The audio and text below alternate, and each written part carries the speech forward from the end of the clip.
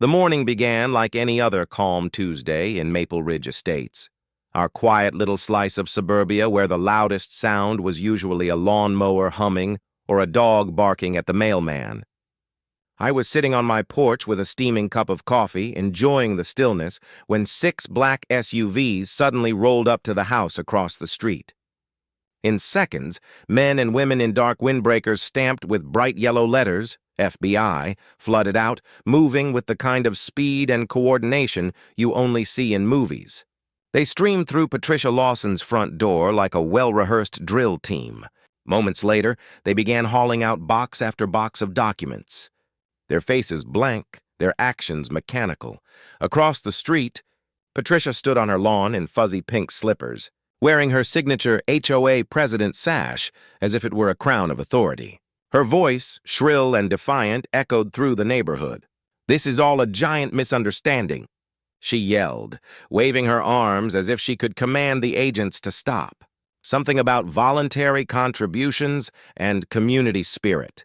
But before we get there, let me rewind. My name's Daniel Foster.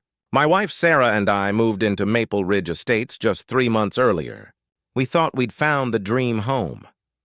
247 Pine Valley Court, a classic colonial-style house with a broad porch, perfect symmetry, and a sprawling backyard for our 3 kids to run free. It looked like the kind of place where life would finally slow down. And the best part? Thanks to a quirky old property line loophole from the 1970s, our house technically wasn't part of the Maple Ridge HOA. At the time, that felt like winning the lottery. Apparently, Patricia Lawson didn't see it that way. The day after we moved in, she appeared on our doorstep like clockwork, clipboard in hand, smile sharp enough to cut glass. It was 90 degrees that day, but she still wore a navy blue blazer embroidered in gold thread. HOA president. She introduced herself in that overly sweet, polished tone people in power seemed to perfect. Then, as casually as if she were talking about the weather, she mentioned that while we weren't technically required to join the HOA, it would be in our best interest to contribute the monthly dues, $95. She said it like it wasn't even a question. I smiled politely and told her that since our property wasn't part of the HOA, we wouldn't be paying dues. Her smile flickered, just for a second, before hardening into something less friendly. She told me I was making a mistake, that everyone in Maple Ridge contributes to the community fund. Then she dropped her favorite phrase, the one that would come to haunt us. Neighborhood harmony depends on universal participation. I thanked her for her time and closed the door. That was my first mistake. Patricia Lawson did not take rejection well. At first, the harassment was subtle, almost clever. Each morning, a new flyer appeared under my windshield wiper. Bright, cheerful pamphlets about the benefits of HOA membership. They seemed harmless at first, but slowly the tone shifted. The headlines grew darker, more ominous. Unity through compliance. The dangers of nonconformity. Then came the notes in our mailbox, anonymous at first. Then increasingly bold, friendly reminders about maintaining community standards. Patricia began showing up at the edge of our property with a tape measure in hand, recording the height of our grass and the exact placement of our trash bins. One morning, I caught her crouched near our flower bed, measuring the distance between rose bushes. When I asked what she was doing, she looked me straight in the eye and said, "Optimal row spacing is critical for property values." She wasn't joking. She even had a thick, color-coded binder filled with her own guidelines for plant placement, guidelines she'd written herself. At first, Sarah found it funny. She'd wave from the window while Patricia scribbled notes furiously into her little binder. But the laughter stopped when Patricia crossed the line. Literally. One afternoon, she started taking photos of our kids playing in the yard. Later that night, those photos appeared on the neighborhood Facebook page with captions like, "Unsupervised children lowering community safety standards." That was the day Sarah's amusement turned into fury. From that point on, Patricia escalated her crusade. She began posting long, self-righteous essays online about how non-HOA homes attract undesirable elements. She even made fake charts, claiming property values within 500 feet of non-member houses dropped by 30% annually. The pettiness would have been funny if it wasn't so aggressive. That's when I decided to try a diplomatic approach. I invited her over for coffee, thinking maybe I could appeal to reason. I thanked her for caring about the neighborhood, but asked her, politely, to please respect our privacy. She smiled sweetly, nodded, and even complimented Sarah's banana bread. 2 days later, a police cruiser pulled up in front of our house. The officer, a weary-looking man named Deputy Richards, said they'd received a report about a possible fence height violation. After checking and finding nothing wrong, he sighed and told me quietly that Patricia was well known to the department. She'd called so often they'd created an entire file just for her. He suggested I start documenting everything. That night, Sarah decided she'd had enough. My wife isn't just brilliant, she's a forensic accountant. Numbers talk to her the way words talk to me. So, while I focused on photographing Patricia's harassment, Sarah began analyzing the Maple Ridge HOA's finances. And what she uncovered was the first crack in Patricia Lawson's perfect empire. Sarah's first discovery was simple but alarming. The HOA collected $95 a month from 142 homes. That meant Patricia Lawson controlled over $13,000 every month, nearly $160,000 a year, all supposedly for community improvements. But the math didn't make sense. Aside from a few new flower beds at the entrance and a summer picnic that couldn't have cost more than a few $100, there was no sign of that money anywhere. So Sarah decided to dig deeper. She requested the HOA's financial statements through the proper channels: polite, formal, professional. Patricia ignored every single request. Instead, she doubled down. Within days, she started hosting HOA meetings in her backyard, positioning the speakers to face our house. Those meetings became weekly events. You could hear Patricia's voice echoing through the cul-de-sac, preaching about the dangers of non-compliance and warning that certain households were refusing to contribute to the greater good. Everyone in the neighborhood knew who she meant, but Patricia underestimated Sarah's persistence. Sarah wasn't just checking numbers, she was tracking every penny. She filed public records requests, combed through county filings, and spent late nights cross-referencing HOA documents with state databases. And then one night, she looked up from her laptop with an expression I'll never forget. "Daniel," she said quietly, "the Maple Ridge HOA doesn't legally exist." I blinked. "What do you mean, doesn't exist?" She turned her screen toward me. The official registry showed no trace of any Maple Ridge Estates Homeowners Association. No incorporation papers, no 501c or 3 status, no registered board, nothing. It wasn't a recognized nonprofit. Patricia Lawson had been collecting over $160,000 a year from homeowners under a completely fake organization. Sarah dug further, tracing Patricia's HOA expenses. The list looked like something out of a bad crime show. There were purchases for a luxury hot tub, multiple vacations to Cabo San Lucas, and even an entire collection of ceramic unicorns labeled as neighborhood beautification projects. But the biggest one, a $40,000 kitchen renovation, was filed under HOA headquarters. Improvements, headquarters, of course, being Patricia's own house. Sarah compiled everything into a detailed report. She cross-referenced every suspicious purchase with the so-called meeting minutes Patricia had filed with the county. Those minutes showed unanimous votes approving all expenses. But when Sarah went door to door, interviewing neighbors, the story fell apart instantly. Not a single resident had ever attended an HOA meeting. Most didn't even know one was supposedly happening. Patricia had fabricated every document. When the report was ready, Sarah sent copies to the IRS, the State Attorney General, and just to be safe, the FBI's White-Collar Crime Division. And then we waited.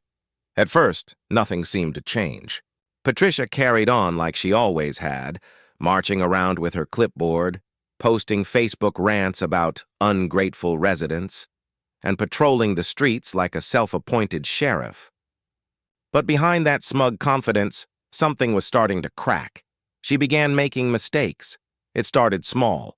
Letters to residents with misspelled names, late dues notices that didn't add up. Then came the paranoia. Patricia started installing cameras around her property, pointing several directly at our house. She even mounted a motion sensor floodlight that flicked on every time I stepped outside to grab the mail. The more pressure mounted, the more erratic she became. She launched what she called an integrity initiative, a neighborhood campaign supposedly meant to restore accountability. But in practice, it was just Patricia knocking on doors, demanding to see people's lawns, fences, and mailboxes. Meanwhile, the harassment against my family got worse. She called the police again, this time claiming we were operating an illegal daycare because neighborhood kids sometimes played in our backyard. Another time, she called animal control to report that our golden retriever, Max, was a dangerous, unregistered animal. When that didn't work, she called the health department claiming our garbage cans were improperly sanitized. Each time, officials showed up, looked around, found nothing wrong, and left. Some even admitted, quietly, that Patricia was a familiar name. Deputy Richards stopped by again one afternoon, his face tired. "We've started keeping official records," he said. "If she keeps this up, we might have grounds for filing charges for misuse of emergency services." But Patricia wasn't slowing down. She was spiraling. It all came to a head when she made her boldest move yet. One morning, every household in Maple Ridge Estates received a letter. It was printed on official-looking stationery, complete with a seal and what appeared to be a state registration number. The message was blunt.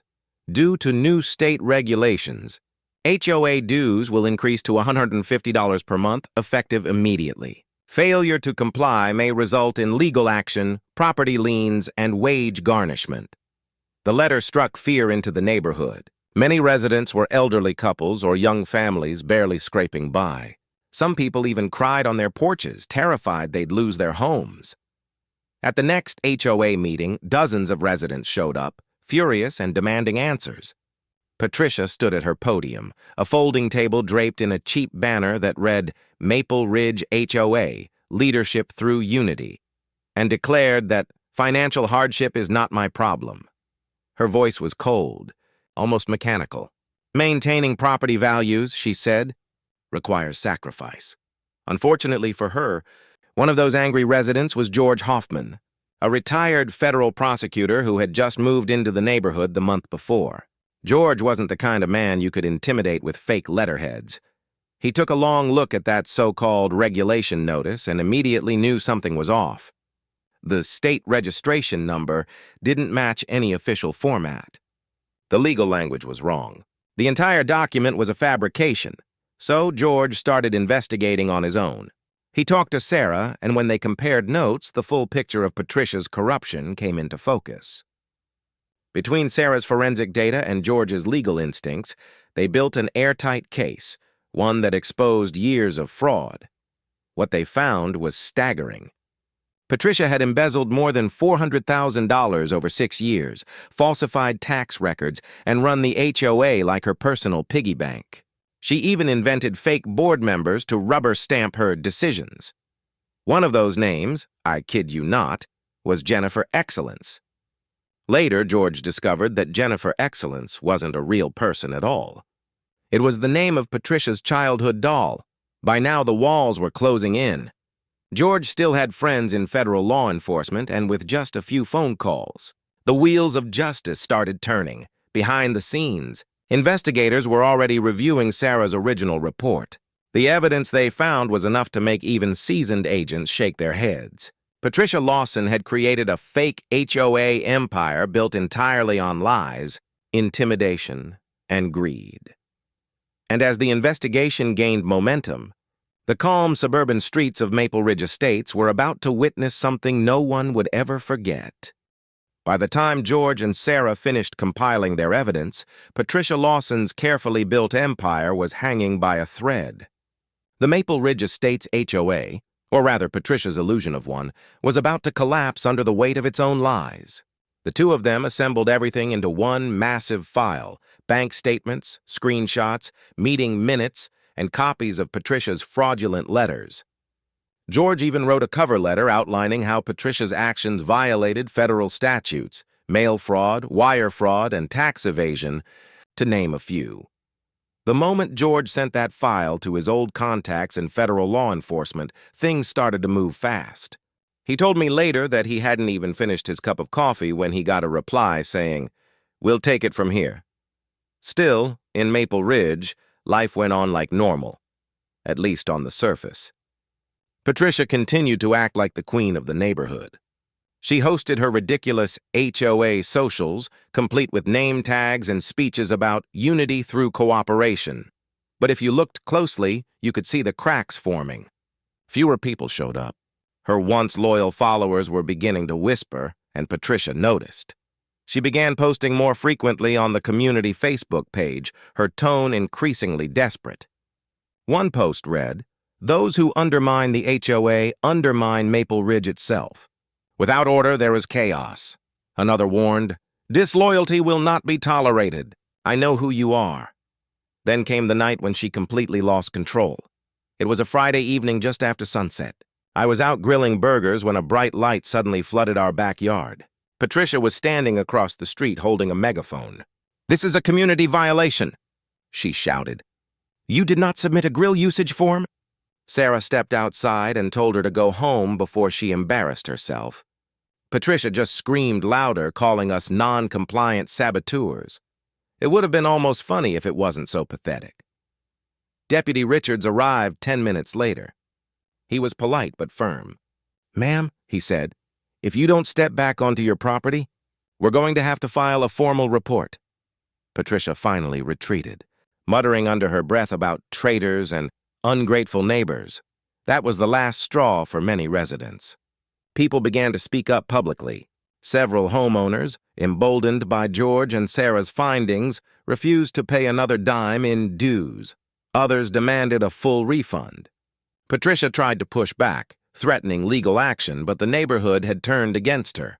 For the first time, the self-appointed queen of Maple Ridge had lost her subjects. And then came the storm she never saw coming. 3 weeks later, early on a Tuesday morning, I was sitting on my porch drinking coffee when I heard the low rumble of engines. 6 black SUVs rolled into the neighborhood, their tires crunching softly against the asphalt. It was a quiet invasion. Within seconds, federal agents in dark windbreakers marked with FBI flooded out and surrounded Patricia's house. They moved with precision, knocking once before stepping inside. Patricia appeared moments later on her lawn, wearing fuzzy slippers and that absurd HOA sash, shouting that this was all a giant misunderstanding. "It's voluntary," she screamed. "Everything was voluntary." But the agents didn't stop. They carried out box after box of binders, computers, and receipts. Patricia's face turned from anger to disbelief, then to sheer panic. I remember watching from across the street, frozen in place. After months of tension, harassment, and paranoia, it felt surreal. The woman who had made our lives miserable was finally facing the consequences of her actions. Sarah stepped outside beside me, her voice quiet. "It's over," she said. But in truth, it wasn't. Not yet. Inside Patricia's home, agents discovered more than anyone expected. Hidden in her attic was a collection of meticulously organized files, ledgers, handwritten notes, even fake invoices. It was all there. Every dollar she had stolen, every fabricated expense, every forged signature. She had written notes to herself like a villain keeping score. One entry, according to the agents, detailed her plan to expand operations to nearby neighborhoods. Another mentioned forming a regional council of associations, an entire empire built on fraud. That same afternoon, a moving truck arrived at her house, escorted by law enforcement. They seized her car, her computers, and even the ridiculous ceramic unicorn collection she'd claimed as beautification assets. Patricia stood on the curb, watching everything she'd built crumble in real time. As the agents placed her in handcuffs, she turned and locked eyes with me. Her expression was wild, unrecognizable, a mixture of anger, confusion, and disbelief. "This is your fault!" she screamed. "If you'd just paid your fair share, none of this would have happened." The agents didn't even flinch. They led her to one of the SUVs and shut the door. The neighborhood stood silent, watching as the convoy pulled away. It was over, or so we thought. The next few weeks were filled with news stories. Reporters camped at the entrance to Maple Ridge Estates, filming stand-ups in front of Patricia's house. The story made national headlines. Fake HOA president arrested in $400,000. Embezzlement scheme. Journalists dug up her past, a history of short-lived community groups and failed beautification committees in other towns. Apparently, Maple Ridge wasn't her first attempt. It was just her most successful. The investigation revealed everything. Patricia had been running her fake HOA for over 6 years, collecting dues and funneling the money into personal accounts under a shell company called Lawson Community Services, LLC. She'd created fake board members, forged meeting notes, and even filed fraudulent tax returns. When federal prosecutors went through her files, they found something almost comical. One folder labeled HOA Expansion Plan. Inside were draft letters to neighboring subdivisions, complete with pricing tables and membership guidelines. Patricia had been planning to franchise her scam. Neighbors who once feared her now laughed about the absurdity of it all. The woman who once terrorized us over grass height and mailbox color had tried to build a criminal empire on the back of neighborhood harmony, but beneath the laughter, there was a sobering realization, just how close she had come to getting away with it. If Sarah hadn't checked the numbers, if George hadn't gotten involved, Patricia might still be sitting in her self-proclaimed throne, ruling over Maple Ridge Estates with a clipboard and a fake smile. For weeks, the neighborhood buzzed with gossip. People traded stories of their own run-ins with Patricia, the fines, the threats, the humiliations. Someone even found an old email where she'd threatened to revoke neighborhood privileges from a family who didn't attend her annual potluck. No one even knew what neighborhood privileges were supposed to be. As the dust began to settle, a strange peace fell over Maple Ridge. For the first time, no one was afraid to park the wrong way on the street or leave their trash bins out overnight. Kids rode their bikes freely, and no one worried about being photographed or reported. Still, part of me couldn't shake the feeling that Patricia wasn't done fighting. The woman had built her entire identity on control. Losing it all, her title, her power, her fake prestige, was the ultimate punishment. And as we would soon find out, even behind bars, Patricia Lawson wasn't finished trying to defend her empire. When Patricia Lawson was taken away that morning, we thought the story had ended. The neighborhood exhaled for the first time in months. People lingered on their porches, talking quietly as if they couldn't quite believe what they'd just seen. The self-proclaimed ruler of Maple Ridge Estates, the woman who'd measured our lawns, dictated our mailbox colors, and written essays about neighborhood unity, was now in federal custody.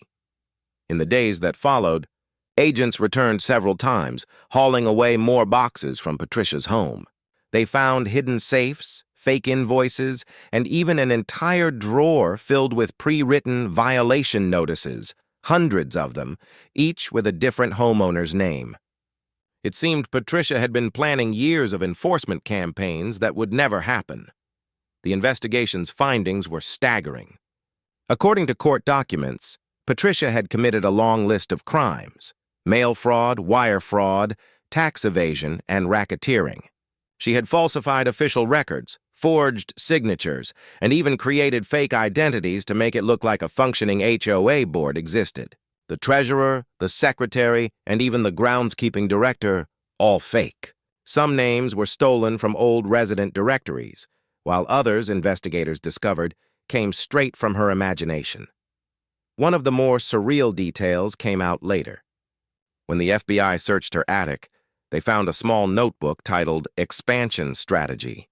Inside were detailed plans for creating sister HOAs in nearby neighborhoods, complete with logos, slogans, and projected profit margins. In her mind, Patricia wasn't running a scam. She was building an empire. But the strangest find of all was a single document labeled Personal Justifications. It contained long, rambling paragraphs where Patricia tried to explain her actions, pages of self-righteous logic. She wrote about the burden of leadership, the necessity of order, and her belief that people are happier when told what to do. Reading that, even the agents were unsettled. Her trial was scheduled 3 months later. It was held in a federal courthouse downtown, and nearly the entire neighborhood showed up. The courtroom was packed. Homeowners, reporters, even a few curious officials from nearby communities who'd heard about the fake HOA queen. Patricia walked in wearing a beige suit instead of her usual blazer and sash, but she still carried herself like she was in charge. When the charges were read, embezzlement, tax fraud, wire fraud, and misuse of community funds, she stood motionless. When asked for her plea, she said calmly, "Not guilty." The prosecutor didn't waste time. He presented Sarah's report, George's correspondence, and the federal evidence. Every fake invoice, every forged letter, every bank transfer from the HOA account to Patricia's personal one. He even displayed a photo of Patricia's boat, ironically named Community Pride, purchased entirely with stolen HOA funds. When the prosecutor asked why she'd bought a boat when Maple Ridge didn't even have a lake, Patricia replied, "It was for community lake patrols." The courtroom erupted in laughter. The judge had to bang his gavel to restore order. From that point, her defense fell apart. She tried to argue that the money was compensation for her dedication to the neighborhood. She said she'd earned it through years of unappreciated labor. The prosecutor responded by showing receipts for luxury vacations, jewelry, and the infamous $40,000 kitchen renovation labeled as HOA headquarters improvements. Each new revelation chipped away at whatever credibility she had left. When Sarah took the stand, she explained how she'd uncovered the financial inconsistencies. Her calm, factual tone made Patricia's defense look even more ridiculous. Then George testified, detailing the fake board members and Patricia's attempt to threaten residents with liens using forged documents. It was open and shut. After only 4 hours of deliberation, the jury returned with a verdict, guilty on all counts. Patricia's composure finally cracked. The woman who once lectured everyone about discipline and order broke down in sobs. She insisted she'd done nothing wrong, that she'd been protecting the community, that she'd earned every cent. Even as the judge read her sentence, 5 years in federal prison and $487,000 in restitution to the homeowners, Patricia couldn't stop shouting, "You'll regret this!" she screamed. "Maple Ridge will crumble without me. Property values will collapse." The bailiffs led her away as her voice echoed down the hallway, fading until the door slammed shut. And then, for the first time in months, maybe years, Maple Ridge Estates was silent. Truly silent. That evening I stood on my porch again with my coffee, watching the sun set over the street. The same spot where I'd once seen those black SUVs rolling in. The air felt different now, lighter somehow. Children were laughing down the block, riding their bikes. Sarah was planting new flowers in the garden without anyone measuring the distance between them. The neighborhood that Patricia had ruled through fear was finally free. Over the next few weeks, the homeowners gathered for the first genuine community meeting Maple Ridge had ever seen. George helped file for a legitimate association charter, one that would actually operate under state law. This time there would be transparency, elections, and accountability, the very things Patricia had pretended to stand for. They even voted to create a small community garden in the empty lot near the entrance, the same spot where Patricia once held her HOA unity picnics. Sarah suggested planting roses there, in memory of the flower bed Patricia used to measure with her ruler. Everyone laughed, and the motion passed unanimously. For months afterward, neighbors shared their own stories, moments of petty harassment and absurd fines. Someone revealed Patricia once fined them for unapproved mailbox color tone. Another said she'd ordered them to remove decorative wind chimes for noise pollution. It was as if everyone had been living under the same unspoken tension, afraid to challenge her control. Now with her gone, Maple Ridge began to heal. I often thought about the irony of it all. Patricia had spent years preaching about neighborhood harmony, yet she was the very reason that harmony had been impossible. She'd built her empire on fear and authority, convinced that control equaled order. But in the end, the neighborhood only found peace after her downfall. A few months later, Sarah and I received a letter from the U.S. Attorney's Office. It was short, just a confirmation that restitution payments had begun and that our documentation had been instrumental in securing the conviction. At the bottom, the investigator had handwritten a note. "You and your wife did good." Most people don't bother to look deeper. I kept that letter in my desk drawer. Sometimes, when I think back on everything, the harassment, the absurd rules, the endless tension, I realize just how close Patricia came to pulling it all off. She almost convinced an entire community to follow her blindly, but the truth always finds a way out. And as the months rolled by, the loudest sound in Maple Ridge returned to what it used to be. The hum of a lawnmower, the bark of a dog, the chatter of children playing freely. No more flyers, no more threats, no more self-appointed queen. Just the quiet, genuine peace of a neighborhood that finally belonged to itself again. That silence, after everything, wasn't empty. It was freedom. And that was the story of Patricia Lawson, the woman who turned a peaceful neighborhood into her own kingdom of control, and the homeowners who finally fought back. If there's one thing Maple Ridge Estates taught us, it's that power built on fear never lasts. You can bend the rules, fake the titles, even rewrite the laws for a while, but eventually the truth comes knocking. And when it doesn't whisper. It roars. Every neighborhood has its secrets. Every HOA has its enforcers. And sometimes, those enforcing the rules are the ones breaking them the most. This was another true story from HOA Story Files, where we uncover the strangest, boldest, and most unbelievable tales from behind the picket fences of suburbia. If you enjoyed this story, don't forget to like, subscribe, and turn on the bell icon, because there are plenty more shocking HOA tales waiting to be told. Until next time, stay curious, stay aware, and remember, in every perfect neighborhood, there's always a story.